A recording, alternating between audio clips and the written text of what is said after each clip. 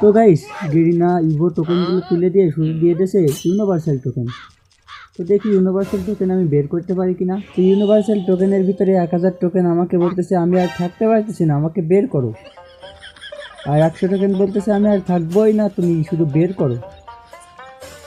আসলেই কি এখানে 100 টোকেন বা 1000 টোকেন দেবে? তো আমি 13 বক্স কিনতে যাব, যাই দেখি আমার এটিতে ডায়মন্ডই নেই। তারপরে আবার চিন্তা ভাবনা করে একটা বক্স কিনলাম। তো টিপস খাটায় চলো দেখি আমি একটা বক্স থেকে 1000 টোকেন পাই কিনা। তো সত্যি কি রিক্স খাটায় 1000 ডায়মন্ড মানে 1000 টোকেন পাবো? আশা করা যায় তো পাবো না।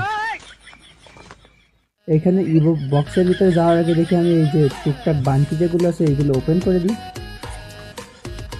পরে যে আবারও আর একটা বান্টির বক্স ওপেন করে দিলাম, পেয়ে গেলাম কয়েন। তো এখানে 1000 টোকেন বলতেছে আমি আর থাকতে পারতেছি না, তুমি ওপেন করো।